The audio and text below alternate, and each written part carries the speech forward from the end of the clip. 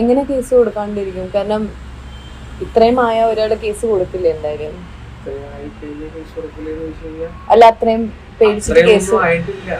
ഇത് ചുമ്മാ ഒരു നിസ്സാരം ഒരാളെ പിടിച്ച് കയറ്റി ചെയ്തിട്ട് ഇത് ചെയ്ത് വിടാമെന്ന് പറഞ്ഞു കഴിഞ്ഞാൽ ഒരു കോഴീനെ പൊക്കി അത്രയും പോലും റിസ്ക് ഇല്ല. ഇത് എനിക്കിതൊരു ഹാരമായിരുന്നു. ഇരയുടെ പേര് പറഞ്ഞ് വീഡിയോ ചെയ്യാൻ പാടില്ല, അതുപോലെ തന്നെ ഫോട്ടോ എവിടെയും കാണിക്കാൻ പാടില്ല, വീഡിയോയും കാണിക്കാൻ പാടില്ല. ഇത് നമുക്ക് എല്ലാവർക്കും അറിയുന്ന കാര്യം തന്നെയാണ്. അതുകൊണ്ടൊക്കെ തന്നെ നമ്മളത് ചെയ്യാറുമില്ല. പക്ഷെ മാർട്ടിൻ ഒരു വീഡിയോ ചെയ്തു. ആ വീഡിയോയിൽ ഈ ഇരയാക്കപ്പെട്ട പെൺകുട്ടിയുടെ പേര് പല ഇടങ്ങളിലും പരാമർശിച്ചു. അങ്ങനെ ആ വീഡിയോ ഷെയർ ചെയ്ത 27ഓളം ആളുകൾക്കെതിരെ കേരള പോലീസ് ആക്ഷൻ എടുക്കാൻ പോവുകയാണ് എന്നാണ് അറിയാൻ കഴിഞ്ഞിട്ടുള്ളത്. ഇപ്പൊ തന്നെ ആളുകൾക്ക് നോട്ടീസും കാര്യങ്ങളൊക്കെ കിട്ടി തുടങ്ങിയിട്ടുണ്ടാവും. ഒരു പക്ഷേ ഇനി നോട്ടീസും മറ്റുള്ള കാര്യങ്ങളും ഉണ്ടാവുമെന്ന് പോലും അറിയില്ല. നേരിട്ട് എടുത്ത് കൊണ്ടുപോകാനാണ് സാധ്യത. നമ്മുടെ വീഡിയോയിൽ പേര് പറയാറില്ല, കാണിക്കാറില്ല, ഫോട്ടോ കാണിക്കാറില്ല, ബ്ലർ ആയിരിക്കും എന്നുള്ളതാണ്. എന്നാൽ ഒരു ചോദ്യം ഞാൻ ചോദിച്ചേക്കാം. ഇരയുടെ പേരും ഫോട്ടോയും സഹിതം അവളോടൊപ്പം എന്ന് പറയുന്ന ആളുകൾക്കും ഒരേ നീതി തന്നെ വേണ്ടേ? ഇവിടെ ആക്രമിക്കപ്പെട്ട ആ ഒരു നടി പറയുന്ന വാക്കുണ്ട്, എല്ലാവർക്കും ഒരു നീതി ഈ രാജ്യത്ത് കിട്ടുമെന്ന് പ്രതീക്ഷിക്കുന്നു എന്നുള്ളത്. ഞാനും അത് തന്നെയാണ് ആഗ്രഹിക്കുന്നത്. എല്ലാവർക്കും ഒരു നീതിയാണ് എങ്കിൽ ഇപ്പോ അടക്കം ഒരു മുഖ്യമന്ത്രിയുടെ പ്രോഗ്രാം നടന്നു. ആ പ്രോഗ്രാമിൽ അടക്കം ആ ഒരു ഇരയുടെ ഫോട്ടോയോ വീഡിയോയോ പ്രചരിപ്പിച്ച ഒരു കൂട്ടം ആളുകളെ നമ്മൾ കണ്ടു എന്നുള്ളതാണ്. കൃത്യമായ അടിക്കുറിപ്പും അതിൽ ചേർക്കുന്നുണ്ട് എന്നുള്ളതാണ്. ആ അടിക്കുറിപ്പല്ലാതെ ഒരാളുടെ ഫോട്ടോ കാണിക്കുകയാണെന്നുണ്ടെങ്കിലും വീഡിയോ കാണിക്കുകയാണെന്നുണ്ടെങ്കിലും വലിയ പ്രശ്നം ഉണ്ടാവാൻ സാധ്യതയില്ല. പക്ഷേ ഇതാണ് അതിജീവിത എന്ന് പറഞ്ഞുകൊണ്ട് ചൂണ്ടി കാണിച്ചുകൊണ്ടാണ് പല ആളുകളും, ഇൻക്ലൂഡ് ഭാഗ്യലക്ഷ്മി അടക്കം, അവരുടെ ഫേസ്ബുക്ക് പോസ്റ്റിലാണെന്നുണ്ടെങ്കിലും ഇൻസ്റ്റാഗ്രാം പോസ്റ്റിലാണെന്നുണ്ടെങ്കിലും ഇന്ന ആളെന്ന് അഭിസംബോധന ചെയ്തുകൊണ്ടാണ് അത് പറയുന്നത് എന്നുള്ളതാണ്. നീതി എല്ലാ കാര്യങ്ങളിലും ഒരുപോലെ ആയിരിക്കണം. ഇവിടെ മാർട്ടിൻ എന്ന് പറയുന്ന ആ വ്യക്തി പറഞ്ഞ പല കാര്യങ്ങളും ഇപ്പൊ ചർച്ച ചെയ്യപ്പെടുന്നു എന്നുള്ളതാണ്. അയാൾ പറഞ്ഞ പല കാര്യങ്ങളിലേക്കും പോലീസ് അന്വേഷണം പോലും കൊണ്ടുപോയില്ല എന്നുള്ള വലിയൊരു തർക്കം ഇവിടെ നടന്നുകൊണ്ടിരിക്കുന്നുണ്ട് എന്നുള്ളതാണ്. നമ്മുടെ വീഡിയോയുടെ ലക്ഷ്യം എന്താ വെച്ചിട്ടുണ്ടെങ്കിൽ ഈ കേസുമായി ബന്ധപ്പെട്ട് നടക്കുന്ന കുറെ കാര്യങ്ങളുണ്ട്, നമ്മുടേതായ രീതിയിലുള്ള ഒരു ചെറിയ അന്വേഷണം നടത്തുക, ഒരു ഇൻഫർമേഷൻ പാസ് ചെയ്യുക എന്ന് മാത്രമാണ് എന്നുള്ളതാണ്. ഈ ഒരു വീഡിയോ കാണുന്ന ജേർണലിസം പഠിക്കുന്ന കുട്ടികൾക്കും എല്ലാവർക്കും ഒരു പഠനാർത്ഥമാണ് എന്ന് മാത്രം കൂട്ടുക. ഇനി ഈ കേസിലെ പ്രതിയെ കുറിച്ചിട്ട് ഇത്രയും നാളും പറയുന്ന രീതിയിൽ വ്യത്യസ്തമായിട്ട് ഇവിടെയുള്ള മാധ്യമങ്ങൾ ഏത് രീതിയിൽ കണ്ടു എന്നും, അതുകൂടാതെ തന്നെ പൾസർ സുനിയുടെ ലീക്കായി എന്ന് അവകാശപ്പെടുന്ന ഒരുപാട് ശബ്ദ സന്ദേശങ്ങളും ഈ വീഡിയോയിലുണ്ട്. ആരും സ്കിപ്പ് ചെയ്യാതെ മുഴുവൻ ഇരുന്ന് കാണുക, ഹൈപ്പ് ചെയ്യാൻ മറക്കാതിരിക്കുക. ആദ്യം നമുക്ക് പൾസർ സുനിയെ കുറിച്ച് വാനോളം പുകഴ്ത്തുന്ന മാധ്യമങ്ങൾ തിരുത്തിയതൊന്ന് കാണാം. 19ാമത്തെ വയസ്സിൽ ലഹരിക്കടത്ത്, മോഷണം, കള്ളപ്പണം വെളുപ്പിക്കൽ തുടങ്ങിയ കുറ്റകൃത്യങ്ങളിൽ വ്യാപൃതനായ സുനിൽകുമാർ എന്ന യുവാവ്. ആ യുവാവിന്റെ പേര് കേരളം കേൾക്കുന്നത് പൾസർ സുനി എന്നാണ്. 2017 ഫെബ്രുവരി 17 കൊച്ചി നഗരത്തിൽ നടി ആക്രമിക്കപ്പെട്ട സംഭവത്തിലെ ഒന്നാം പ്രതി. ഈ പ്രതിക്ക് ഇതിനു മുമ്പുണ്ടായിരുന്ന സാമ്പത്തിക പശ്ചാത്തലം എന്തായിരുന്നു? കേസിൽ അറസ്റ്റിലായ പ്രതി 7 വർഷക്കാലം ആണ് ജയിൽവാസം അനുഭവിച്ചത്. കീഴ്ക്കോടതികളെ അടക്കം പലവട്ടം സമീപിച്ചുവെങ്കിലും പൾസർ സുനിക്ക് ജാമ്യം ലഭിച്ചിരുന്നു. ഒടുവിൽ സുപ്രീം കോടതിയിൽ നിന്നാണ് പൾസർ സുനി അനുകൂലമായ ഒരു വിധി സമ്പാദിച്ചത്. ആ വിധി സമ്പാദിക്കുന്ന തരത്തിൽ സുപ്രീം കോടതിയെ അടക്കം സമീപിക്കാനുള്ള സാമ്പത്തിക സഹായം ആരിൽ നിന്നാണ് പൾസർ സുനിക്ക് ലഭിച്ചത്? എങ്ങനെയാണ് പൾസർ സുനി എന്ന ക്രിമിനൽ പശ്ചാത്തലമുള്ള ഈ വ്യക്തി സിനിമാ മേഖലയിൽ ഇത്രയും അധികം സ്വാധീനം ചെലുത്തപ്പെട്ട ആളായി മാറിയത്? എന്തായാലും നടി ആക്രമിക്കപ്പെട്ട കേസിൽ അറസ്റ്റിലായ പൾസർ സുനിയെ നിയമപരമായ സാമ്പത്തിക കാര്യങ്ങൾക്ക് വേണ്ടി ഇതേ കേസിൽ തന്നെ പ്രതിപട്ടികയിലുണ്ടായിരുന്ന നടൻ ദിലീപ് സഹായിച്ചു എന്നത് യുക്തിക്ക് നിരക്കുന്ന ഒന്നല്ല. അത്തരം സഹായങ്ങൾ ഉണ്ടായിരുന്നുവെങ്കിൽ അത് അന്വേഷണ സംഘം ഉറപ്പായും കണ്ടെത്തുമായിരുന്നു. മാത്രമല്ല, ജാമ്യത്തിലിറങ്ങിയ പൾസർ സുനി സഞ്ചരിച്ചിരുന്നതെല്ലാം ആഡംബര വാഹനത്തിൽ മാത്രമായിരുന്നു. ഏറ്റവും ഒടുവിൽ താൻ കുറ്റക്കാരനാണോ അല്ലയോ എന്ന് ശിക്ഷ വിധിക്കുന്ന പ്രിൻസിപ്പൽ സെഷൻസ് കോടതിയിലേക്ക് പൾസർ സുനി എത്തിയത് കിയ കാർണിവൽ എന്ന വാഹനത്തിൽ ആയിരുന്നു. ഇപ്പോൾ തനിക്കുള്ള ശിക്ഷ എന്ത് എന്നറിയാൻ വിയ്യൂർ ജയിലിൽ നിന്നും പൾസർ സുനി എറണാകുളത്തേക്ക് എത്തുന്നത് പോലീസ് വാഹനത്തിലാണ്, പോലീസ് വാനിൽ ആണ്. ഈ വീഡിയോയിൽ നിങ്ങളൊരു വാക്ക് കേട്ടല്ലോ, ജയിലിൽ ശിക്ഷ അനുഭവിച്ചിരുന്ന ദിലീപ്, കുറ്റം ആരോപിക്കപ്പെട്ട ദിലീപ് 1 രൂപ പോലും പൾസർ സുനിക്ക് നൽകിയിട്ടില്ല. കോടതിയുടെ മുന്നിൽ അത് തെളിയിക്കാൻ പോലും കഴിഞ്ഞില്ല. അതായത് ഒരു കുറ്റവും ചെയ്യാതെ ഒരു മനുഷ്യനെ ഇത്രയും നാൾ കുറ്റക്കാരനാണെന്ന് ഇവിടെയുള്ള ആളുകൾ പറയുന്നു. കോടതി കുറ്റക്കാരനല്ല എന്ന് പറഞ്ഞ് പുറത്തു വിട്ടപ്പോഴും അതേ ആവശ്യം തന്നെ ഉന്നയിക്കുന്നു, അയാൾ കുറ്റക്കാരനാണ് എന്നുള്ളത്. നടിക്ക് നീതി നേടിക്കൊടുക്കുകയാണ് നിങ്ങളുടെ ലക്ഷ്യമെങ്കിൽ നിങ്ങൾ നീതിപരമായിട്ട് തന്നെ സംസാരിക്കുക, നിയമപരമായിട്ട് തന്നെ സംസാരിക്കുക. എന്തിനാണ് അനാവശ്യമായിട്ട് കോടതി കുറ്റവിമുക്തമാക്കിയ ഒരു മനുഷ്യനെ കുറിച്ച് ഇങ്ങനെ പറയുന്നത്? ഇനി ഞങ്ങൾ ദിലീപിന്റെ സിനിമകളൊന്നും കാണില്ല എന്ന് പറയുന്ന ഒരു കൂട്ടം ആളുകളെ ഞാൻ കണ്ടു. അങ്ങനെയെങ്കിൽ ഞാൻ ഒരു കാര്യം ചോദിക്കട്ടെ, നടൻ ജഗദീഷ് ശ്രീകുമാർ എന്ന് പറയുന്ന വ്യക്തിയുടെ സിനിമകളെല്ലാം നിങ്ങൾ കാണുന്നുണ്ടല്ലോ അല്ലെ? ഒരു കേസ് നിങ്ങൾക്ക് ഓർമ്മയില്ലേ? അവിടെ ഇരയാക്കപ്പെട്ട പെൺകുട്ടി പറഞ്ഞ പേര്, ഇയാളെ എനിക്ക് ഒരിക്കലും മറക്കാൻ കഴിയില്ല എന്ന് പറഞ്ഞ ആ ഒരു മൊഴി നിങ്ങൾ കേട്ടതല്ലേ? പിന്നീട് നിങ്ങൾ ജഗദീഷ് ശ്രീകുമാറിന്റെ സിനിമകളൊന്നും കണ്ടില്ലല്ലോ. അതാണ്, അങ്ങനെ തന്നെയായിരിക്കണം, മാതൃകയാവണം നിങ്ങൾ. ഇന്ന് നിയമത്തിന്റെ മുന്നിൽ ദിലീപ് കുറ്റക്കാരനല്ല, ദിലീപ് കുറ്റക്കാരനാണ് എന്ന് നിരന്തരം മാധ്യമങ്ങൾ ഇവിടെ ചർച്ച ചെയ്തുകൊണ്ടിരിക്കുകയാണ്. ഇന്നും അതേ ചർച്ചകൾ തന്നെയാണ് ചില മാധ്യമങ്ങൾ ചെയ്തുകൊണ്ടിരിക്കുന്നതാണ്. അതൊക്കെ കോടതി അലക്ഷ്യമാണ്. കോടതി പറഞ്ഞ വിധിക്ക് വിരുദ്ധമായിട്ട് വിഭിന്നമായ അഭിപ്രായങ്ങൾ പറയുക എന്ന് പറയുമ്പോൾ, കോടതിയെ ചോദ്യം ചെയ്യാന്ന് പറയുമ്പോഴും നിയമത്തിന് നിരക്കാത്ത കാര്യമാണ് എന്നുള്ളതാണ്. ഇനി ഞാൻ കേൾപ്പിക്കാൻ പോകുന്ന ശബ്ദ സന്ദേശങ്ങൾ കാത് കൂർപ്പിച്ചിരുന്ന് കേൾക്കാം. എന്താണ് കേസിന്റെ എന്തെങ്കിലും കാണണ്ടോ? എനിക്കൊന്നും അറിയാൻ പാടില്ല. ഈ പത്രത്തിൽ കാണുന്ന ഇതല്ലാണ്ട് വേറെ ഒന്നും അറിയാൻ പാടില്ല. ഇവിടെ ഭയങ്കര ചർച്ചയാണ്. ഇങ്ങനെ ഇതിനകത്തെ ചർച്ച, അതായത് മറ്റേ പുള്ളി രാമേന്ദ്രൻ നായരാ, ബാലകൃഷ്ണൻ നായരാ. അയാള് നീ ആളുടെ പരിചയമുണ്ടോ? അയാളെ രണ്ടുമൂന്നും കണ്ടിട്ടുണ്ട്, അത്രേ ഉള്ളൂ. കണ്ടിട്ടുണ്ട്. ദിലീപിന്റെ മറ്റേ വീട്ടിൽ വെച്ചിട്ടാണോ? വീട്ടിൽ വെച്ചും ഹോട്ടലിൽ വെച്ചൊക്കെ കണ്ടിട്ടുണ്ട്. ബാലചന്ദ്രകുമാർ എന്ന് പറയുന്ന മരണപ്പെട്ട ആ ഒരു സംവിധായകനെ കുറിച്ചിട്ടാണ് കേട്ടോ പറയുന്നത്. ഒരു ചെറിയ കാര്യം ആഡ് ഓൺ ചെയ്യാണ്. അതായത് ദിലീപും ഈ ബാലചന്ദ്രകുമാറും തമ്മിൽ നല്ല സൗഹൃദമായിരുന്നു. അവർ രണ്ടുപേരും ഒരു സിനിമ ചെയ്യാൻ പ്ലാൻ ഉണ്ടായിരുന്നു. പിക് പോക്കറ്റ് എന്ന് പറയുന്ന ഒരു സിനിമ, അത് കഥയെല്ലാം പറഞ്ഞ് ദിലീപിന്റെ കയ്യിൽ നിന്നും അഡ്വാൻസ് പോലും വാങ്ങി ദിലീപ് അത് പ്രൊഡ്യൂസ് ചെയ്യാന്നൊക്കെ പറഞ്ഞിരുന്നു, അഭിനയിക്കാം എന്നൊക്കെ പറഞ്ഞിരുന്നു. അങ്ങനെ ആ ഒരു പടം കുറച്ചു കാലം ചെയ്യാമെന്ന് പറഞ്ഞു നിൽക്കുന്ന സമയത്താണ് ഈ നടിയെ ആക്രമിച്ച ഈ ഒരു കേസും കാര്യങ്ങളും വരുന്നത്. അതിനുശേഷം അയാൾ ആ ഒരു സിനിമയിൽ നിന്നും പിന്തിരിയാണ്, അതായത് ദിലീപ് പിന്തിരിയുന്നു. പിന്നീട് അത്രയും നാള് സൗഹൃദം ഉണ്ടായിരുന്ന ബാലചന്ദ്രകുമാറിന് തന്നോട് വൈരാഗ്യമുണ്ടായി എന്നുള്ള കാര്യമാണ് ദിലീപ് കോടതിയിൽ പറഞ്ഞിട്ടുള്ളത്. പിന്നെ ബാലചന്ദ്രകുമാർ പറയുന്ന എല്ലാ കാര്യങ്ങളും കോടതിയിൽ ഒരു തെളിവും സമർപ്പിക്കാൻ കഴിഞ്ഞില്ല. അയാള് ഈ റെക്കോർഡ് ചെയ്തെന്ന് പറയുന്ന ഡിവൈസ് സബ്മിറ്റ് ചെയ്തിട്ടില്ല, അയാളുടെ ടാബ്ലറ്റ് സബ്മിറ്റ് ചെയ്തിട്ടില്ല. അതുകൂടാതെ തന്നെ ആദ്യം അയാൾ പറഞ്ഞ് തന്റെ കയ്യിൽ 18ഓളം ശബ്ദ സന്ദേശങ്ങൾ ഉണ്ട് എന്നുള്ളതാണ്. പക്ഷെ കോടതിയിലെത്തി അതിൽ എഡിറ്റുകൾ ഒരുപാട് നടന്നു. പിന്നെ 24, 28 ആയിട്ട് അത് മാറി എന്നുള്ള ഒരു കാര്യം പറയുന്നുണ്ട്. അതായത് അയാള് മാധ്യമങ്ങൾക്ക് മുന്നിൽ പറഞ്ഞ ഈ കാര്യങ്ങളൊക്കെ കോടതിക്ക് മുന്നാകെ തോറ്റ് തുന്നം പാടി എന്നുള്ളതാണ്. അതിനർത്ഥം ബാലചന്ദ്രകുമാർ പറയുന്ന പല കാര്യങ്ങളും കോടതിക്ക് എടുക്കാൻ കഴിഞ്ഞില്ല എന്ന് തന്നെയാണ്. ഇനി അങ്ങോട്ട് കേൾക്കാം. ഓക്കെ. അപ്പൊ ആള് പറഞ്ഞു അങ്ങനെ ഒരാളെ എന്നെ പരിചയപ്പെടുത്തി, അനൂപ് പരിചയപ്പെടുത്തി, ഇതാണ് പൾസർ സുനി എന്ന് പറഞ്ഞിട്ട്. അപ്പോ നിങ്ങൾ ഒരുമിച്ച് ഒരു കാറിൽ സഞ്ചരിച്ചു?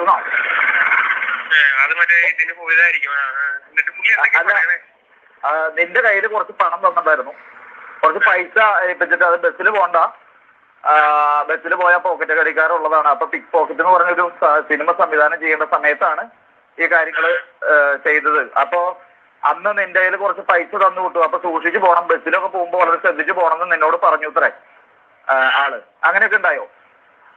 അത് ഞാൻ പറയാം. അത് വേറൊരു കാര്യം ഉണ്ട്. ഈ വേദി ചാനലിനകത്തൊക്കെ കിടന്ന് പറയണേ കേട്ടില്ലേ?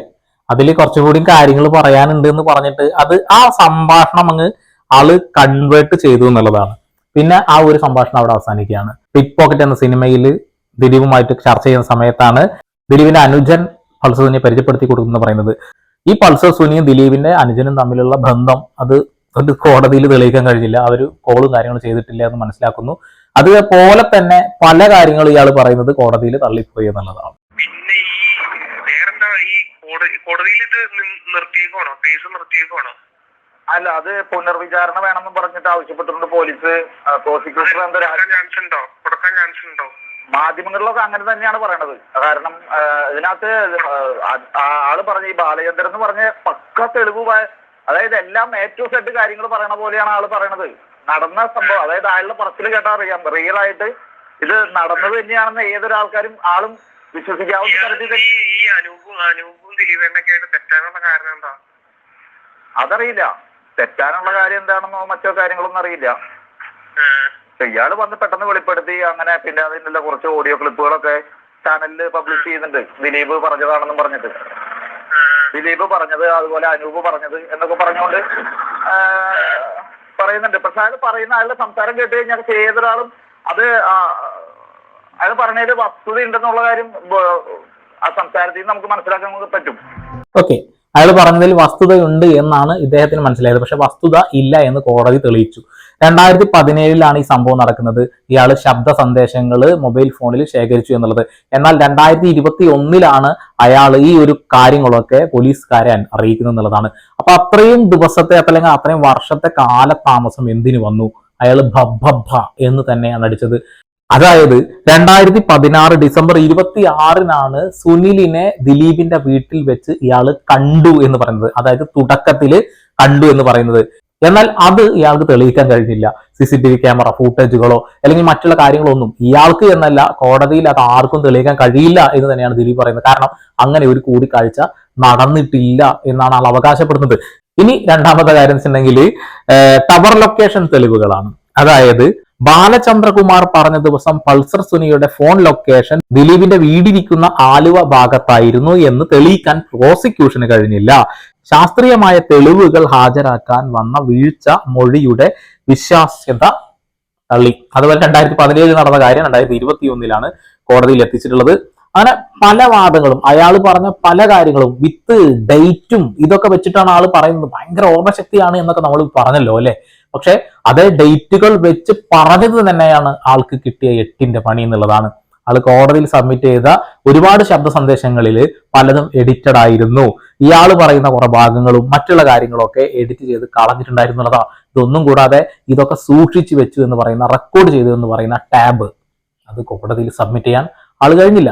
ഇനി നിങ്ങൾ കേൾക്കാൻ പോകുന്ന ഈ ശബ്ദം അതൊരു പക്ഷേ നമ്മൾ ഇത്രയും നാൾ കേട്ട ഈ ഒരു കേസിന്റെ ഗൗരവം അത് എത്രത്തോളം വലുതാണ് എന്നുള്ളതാണ്. ഒന്ന് കേൾക്കാം.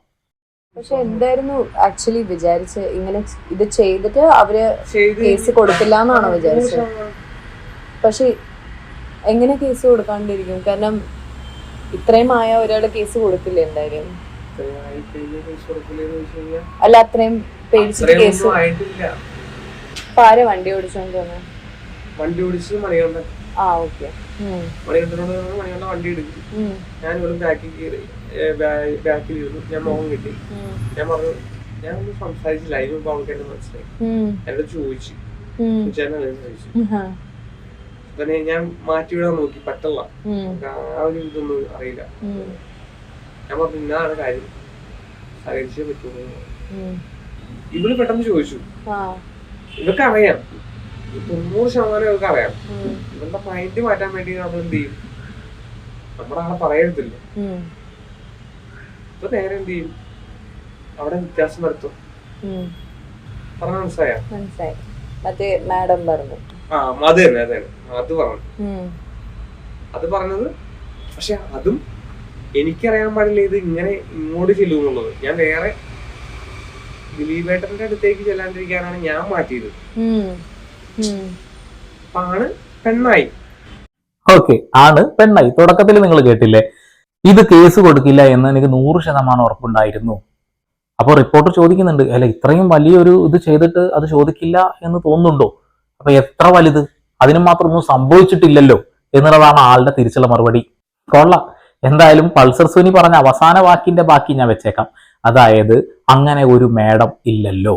എന്നാൽ അടുത്തതൊന്ന് കേൾക്കാം.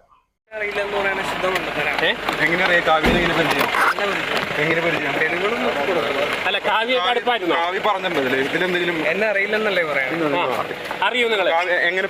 എത്ര ആൾ സുനിക്ക് അറിയാം കാവ്യ? പരിചയം പിന്നെ പറയാം.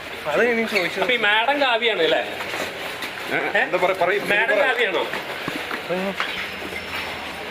മാഡത്തിന് വലിയ പങ്കൊന്നുമില്ല.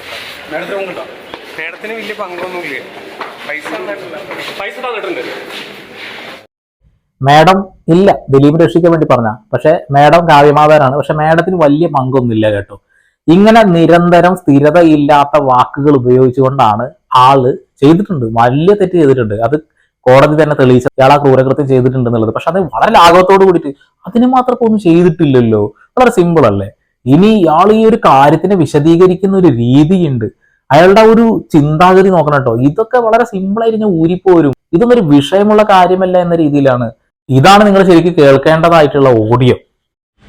അന്ന് ഞാൻ നല്ല രീതിയിൽ മറ്റേ കള്ളുപിടിക്കും. അപ്പൊ ഇങ്ങനെ ഞാൻ എന്ത് ചെയ്യുമ്പോഴും ഒരു കൂൾ മൈൻഡിലാണ് ചെയ്യണത്. ട്രാവൽ ചെയ്യാൻ പോവുകയാണെങ്കിൽ ആ സെക്കൻഡിലാണ് നമ്മൾ അതിലോട്ട് മാറുകയുള്ളൂ. അപ്പൊ നമ്മള് ഈ സംഭവത്തിന് പോകുന്ന ഒരു ടെററല്ല. ടെററായിട്ട് പോണ വഴിക്ക് നമ്മള് അതിൻ്റെതായിട്ടുള്ള രീതിയിൽ ഇരിക്കണം. ഇത് ചുമ്മാ ഒരു നിസ്സാരം ഒരാളെ പിടിച്ച് ഒന്ന് കയറ്റി ചെയ്തിട്ട് ഇത് ചെയ്ത് വിടാമെന്ന് പറഞ്ഞു കഴിഞ്ഞാൽ ഒരു കോഴീനെ പൊക്കി അത്രയും പോലും റിസ്ക് ഇല്ല. ഇത് ഓൾറെഡി എല്ലാം സെറ്റാണ്. നമ്മളൊരു നേതൃത്വം മാത്രം കൊടുത്താൽ മതി. പക്ഷെ ഇത്ര വലിയ പ്രശ്നമാകുമ്പോൾ നമ്മൾ കാണുന്നില്ലല്ലോ. വളരെ സിമ്പിൾ ആയിരുന്നു അത്രേ. നമ്മള് കൂട്ടാണ്, സെറ്റായിട്ടാണ് ചെന്നിട്ടുള്ളത്. അപ്പൊ സിമ്പിൾ ആയിട്ട് വലിയ ബുദ്ധിമുട്ടൊന്നുമില്ല, നന്നായിട്ട് മദ്യപിക്കും, ഭയങ്കര കൂളായിട്ടാണ് ഞാൻ പോക്ക് എന്നാ പറയുന്നത്. അവൻ ചെയ്തൊരു ക്രൂരകൃത്യത്തിന് അവൻ ന്യായീകരിക്കുന്ന രീതിയാണ് ഇപ്പൊ നിങ്ങൾ കേൾക്കുന്നത് എന്നുള്ളതാണ്. ഞാൻ അടുത്തൊരു ക്ലിപ്പ്. പക്ഷെ ഇപ്പൊ ജയിലിൽ കയറി ഇറങ്ങാൻ പേടിയില്ല. പിന്നെ പേടിയില്ല. അല്ല ഇത്രയും പ്രാവശ്യം കയറി ഇറങ്ങിയിട്ടില്ല. ഇത്രയും മാസം കയറിയ പോലെ ആദ്യം ഞാൻ 28ാമത്തെ വയസ്സിൽ കയറി. ഈ കേസിൽ കയറിനേക്കാൾ മുമ്പ് ഞാൻ കയറിയാണ്. എനിക്കിതൊരു ഹരമായിരുന്നു.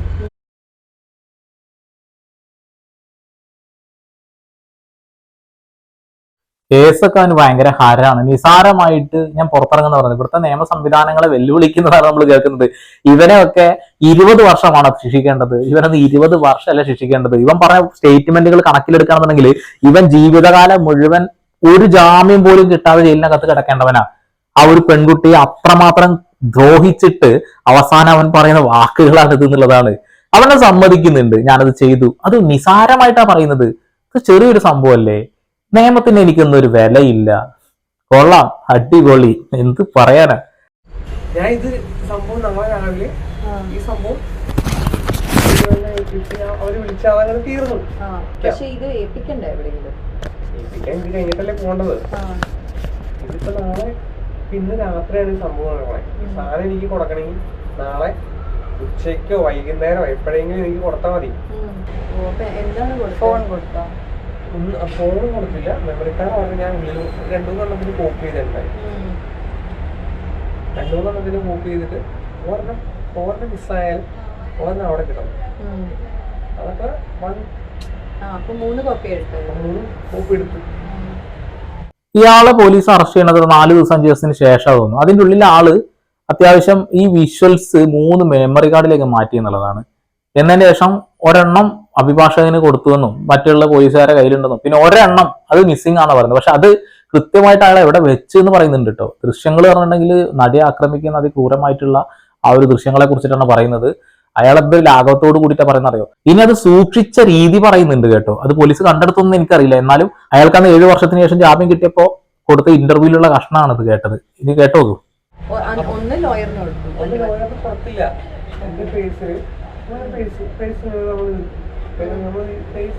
അവർക്ക് കൊടുക്കുമെന്ന് വെച്ചാൽ അത് സാറേ ഇത് നിങ്ങൾ വെക്കണം. ഇത് മറ്റേ എന്താണ് കേസ് കഴിയുമ്പോൾ തന്നോട്ടോ എന്ന് പറഞ്ഞ് വിശ്വസിച്ച് കൊടുത്തു കഴിഞ്ഞ് കഴിഞ്ഞാൽ സാധാരണ കേസിൽ വക്കീലന്മാരെയും അവരവിടെ വെക്കും. അവരത് വെച്ച് കൂട്ടും. നമ്മൾ രാവിലെ ഇറങ്ങി കഴിയുമ്പോൾ തരും. നമ്മൾ ഈ സാധനം സ്റ്റേഷനിൽ ഉണ്ടാക്കി കഴിഞ്ഞാൽ ഈ സാധനം കിട്ടില്ല. ഞാൻ അതെല്ലാ സാധനം അവിടെ ഇടും. ഇത് നമുക്ക് ഓൾറെഡി 28 വയസ്സിന് മുമ്പ് പറയാവുന്ന കാര്യമല്ലേ. ഇത് കോപ്പി ചെയ്ത് ലാപ്ടോപ്പിലിട്ടാണോ കോപ്പി? മൊബൈലില്. 3 മെമ്മറി കാർഡ് ഒക്കെ കയ്യിലുണ്ടായിരുന്നോ? പേഴ്സിന്റെ ഉള്ളിൽ ഒരെണ്ണം വരച്ചു, ഒരെണ്ണം അടച്ചു. ഞാൻ പേഴ്സ് ഏൽപ്പിച്ചു. ഞാൻ ബാക്കി എന്റെ കയ്യിൽ ഒരു കോപ്പി മറ്റേ വക്കീലിന് കൊടുത്തു എന്ന് നമുക്ക് എല്ലാവരും പറയാം. ഒരെണ്ണം ലക്ഷ്യയിലാണ്, മറ്റേത് എവിടെയാണെന്ന് അറിയില്ല. മറ്റേ സ്വാഭാവികമായിട്ട് നമുക്ക് ഒരു ആഗ്രഹം ഉണ്ടാവില്ല നമ്മുടെ കയ്യിൽ. കേട്ടില്ലേ, ലക്ഷ്യയിൽ കൊടുത്തു എന്ന് പറയുന്ന ആ സാധനം അത് അവർക്ക് തെളിയിക്കാൻ കഴിഞ്ഞില്ല കേട്ടോ. ലക്ഷ്യയിൽ നിന്ന് അങ്ങനെ ഒരു സംഭവം പോലും കിട്ടിയില്ല എന്നുള്ളതാണ്. ലക്ഷ്യയും ഈ സുനിയും തമ്മിലുള്ള കണക്ഷൻ പോലും കോടതി തള്ളിക്കളഞ്ഞു എന്നുള്ളതാണ്. അന്ന് ലക്ഷ്യയിലൊക്കെ ആളുകൾ കല്ലെറിഞ്ഞിട്ടുണ്ടായിരുന്നു. പിന്നെ ദിലീപിന്റെ ഹോട്ടലുകൾ തല്ലി തകർത്തിട്ടുണ്ടായിരുന്നു. അവരൊക്കെ ഇപ്പൊ എവിടെയാണെന്ന് അറിയില്ല കേട്ടോ. കാരണം അവിടെ കാളപ്പറ്റെന്ന് പറയുമ്പോൾ തന്നെ കയറെടുക്കുന്ന പരിപാടി ചെയ്തു എന്നുള്ളത്. ഇപ്പോഴും അതേ മനോഭാവം തന്നെയാണ് പല ആളുകൾക്കും. ദിലീപ് കുറ്റക്കാരനാണെന്നുള്ളത് എന്ത് പറയാനാണ്. ദിലീപ് കുറ്റക്കാരനാണെങ്കിൽ ശിക്ഷിക്കപ്പെടണം എന്നാണ് എല്ലാവരും പറയുന്നത്. ഞാൻ അതിൽ നിന്നൊന്നും ഒരു തരത്തിലും പിന്നോട്ട് മാറില്ല. കാരണം ഈ കേസിൽ കുറ്റക്കാരായ ആളുകളെ കണ്ടെത്തേണ്ടത് അത് അനിവാര്യമാണ്. ഞങ്ങൾക്ക് ഇപ്പോഴും അത് അറിയണമെന്ന് നല്ല ആഗ്രഹമുണ്ട് എന്നുള്ളതാണ്. പ്രഹസനമൊന്നും നമ്മൾ കാണിക്കില്ല. കാരണം വാളയാറിലെ കുട്ടികൾക്ക് വേണ്ടിയൊന്നും ആരും സംസാരിച്ചില്ല എന്നുള്ളതാണ്. ദിലീപിന്റെ സിനിമ ഞങ്ങൾ ബഹിഷ്കരിക്കുമെന്ന് പറഞ്ഞ ആളുകൾ ജഗതി ശ്രീകുമാറിന്റെ സിനിമകൾ ബഹിഷ്കരിച്ചില്ല എന്നുള്ളതാണ്. അങ്ങനെ ഒരുപാട് കാര്യങ്ങളുണ്ട്. ഇരട്ടത്താപ്പുകൾ പലതും ഇവിടെ നടന്നുകൊണ്ടിരിക്കുന്നുണ്ട് എന്നുള്ളതാണ്. നമ്മൾ നിയമത്തിന്റെ മുന്നിലാണ് എല്ലാം കാണുന്നതെങ്കിൽ നിയമപരമായിട്ട് തന്നെ എല്ലാം നോക്കണം അല്ലെ. ഇവിടെ ഈ വീഡിയോ നിങ്ങളുടെ മുന്നിലേക്ക് കൊണ്ടുവന്നിട്ടുള്ളത് ഈ ക്രിമിനൽ എന്ന് പറയുന്ന വ്യക്തിയുടെ ഒരു മനോനില എന്താണെന്ന് മനസ്സിലാക്കാൻ വേണ്ടിയിട്ടും ഭാവിയിൽ ഇങ്ങനെയുള്ള അനുഭവങ്ങൾ നിങ്ങൾക്ക് ഉണ്ടാവാതിരിക്കാൻ വേണ്ടിയിട്ടും ഒരു എഡ്യൂക്കേഷൻ പർപ്പസ് ആയിട്ട് മാത്രം കാണുക. അതെന്തുകൊണ്ടാണ് ഞാൻ പറഞ്ഞതെന്ന് കത്തിയിട്ടുണ്ടാവുമല്ലോ അല്ലെ. അത് അതുകൊണ്ട് തന്നെയാണ് ഞാൻ പറയാനുള്ള കാരണം എന്നുള്ളതാണ്. ഇപ്പോൾ എല്ലാവരും മാർക്കറ്റിനുമായി ബന്ധപ്പെട്ടുകൊണ്ടുള്ള വീഡിയോസ് ഓരോന്നോരോന്നും ഇങ്ങനെ ഡിലീറ്റ് ചെയ്ത് കളഞ്ഞുകൊണ്ടിരിക്കുന്നു, പ്രൈവറ്റ് ആക്കിക്കൊണ്ടിരിക്കുന്നുണ്ട്. നമ്മളും പ്രൈവറ്റ് ആക്കേണ്ട അവസ്ഥയിലേക്ക് വന്നു എന്നുണ്ടെങ്കിൽ എന്താണ് അവസ്ഥ എന്ന് ഞാൻ പറയേണ്ടതായിട്ടില്ലല്ലോ. അപ്പോ പരമാവധി ഇത്തരം കാര്യങ്ങൾ കേൾക്കുമ്പോൾ സത്യമാണോ തെറ്റാണോ എന്ന് സ്വയം ഒന്ന് പരിശോധിക്കുക. മാധ്യമങ്ങൾ പറയുന്ന വാർത്തകൾ പൂർണ്ണമായി വിഴുങ്ങാതിരിക്കുക. നിങ്ങൾക്ക് നിങ്ങളുടേതായ നിലപാടുകൾ വേണം. നിലപാടുകൾ പണയം വെക്കരുത് എന്നുള്ളതാണ്. ഇപ്പൊ ബബ്ബ എന്ന സിനിമ ഞാൻ കണ്ടു. എന്റെ പേഴ്സണൽ അഭിപ്രായങ്ങൾ ഞാൻ എന്റെ ചാനലിലൂടെ പറഞ്ഞു. അതിന് പോലും ആളുകൾ എന്തൊക്കെയാ പറഞ്ഞെന്നറിയോ? ഇനി വീഡിയോ അവസാനിപ്പിക്കുന്നതിന് മുന്നേ ഒരു കാര്യം പറഞ്ഞേക്കാം. ഇനി കല്യാണരാമൻ എന്ന സിനിമയിൽ ഒരു പാട്ട് സീനിൽ പൾസർ സുനി അഭിനയിച്ചു എന്ന് പറഞ്ഞുകൊണ്ട് ഒരു കൂട്ടം ആളുകൾ ഒരു പ്രചരണം നടത്തിക്കൊണ്ടിരിക്കുന്നുണ്ട്. 2002 പൾസർ സുനിക്ക് 14 വയസ്സാണ് ഉള്ളത്. ആ ഒരു 14 വയസ്സുകാരനെയല്ല നിങ്ങൾ ആ ഒരു പ്രോഗ്രാമിൽ കണ്ടത് എന്നാണ് ഞാൻ അന്വേഷിച്ചപ്പോൾ മനസ്സിലായത്. അതുകൂടാതെ തന്നെ ആ സിനിമ ഇനിയിപ്പോ ദിലീപിന്റെ കൂടെ അയാൾ ജൂനിയർ ആർട്ടിസ്റ്റായിട്ട് അഭിനയിച്ചു എന്ന് തന്നെ കൂട്ടുക. ആ സിനിമയുടെ പ്രൊഡക്ഷൻ അത് ലാലാണ് ചെയ്തിട്ടുള്ളത്. അപ്പോ ലാലിന് മകനെ പോലെയാണ് എന്ന് പറയുന്ന വ്യക്തി, ലാലിന്റെ മകനെ പോലെയാണ് എന്ന് പറയുന്ന വ്യക്തിയാണ് 14 വയസ്സുകാരൻ എന്ന് കൂട്ടി വായിച്ചാൽ തന്നെ കുറച്ച് കാര്യങ്ങൾ കത്തും. അല്ലാതെ ദിലീപിന്റെ ഭയങ്കര കമ്പനിയാണ് എന്നൊരു ജൂനിയർ ആർട്ടിസ്റ്റിനെ നിങ്ങൾ എങ്ങനെയാണ് ചേർത്ത് വെക്കുന്നത്? 18 വയസ്സായിട്ടില്ല, 14 വയസ്സായിട്ടുള്ള അന്ന് പൾസർ സുനിക്ക് അന്ന് എങ്ങനെയാണ് മലയാള സിനിമയിൽ ഡ്രൈവറായിട്ട് ഇയാൾ പണിയെടുത്തത്? അതൊന്നും കൂടാതെ മലയാള സിനിമയിലെ ഡ്രൈവർ അസോസിയേഷനിലെ ഒരു മെമ്പർ പോലും അല്ല ഈ പൾസർ സുനി. ഈ കാലയളവിൽ പോലും പിന്നെ എങ്ങനെ 14 വയസ്സിൽ അത് ചെയ്തു? അതൊരു ചോദ്യചിഹ്നം മാത്രമായിട്ട് ഞാനവിടെ വെക്കുന്നു. നിങ്ങളുടെ അഭിപ്രായം രേഖപ്പെടുത്തുക. ഇരക്ക് നീതി കിട്ടുന്നത് വരെ നമ്മൾ ശബ്ദിക്കുക. ഇര ആരാണെന്ന് കോടതി തീരുമാനിക്കട്ടെ. വീണ്ടും പരമാവധി വാർത്താവിശേഷങ്ങളുമായി ഇവിടെ പോൾ സൈനിങ് ഓഫ്.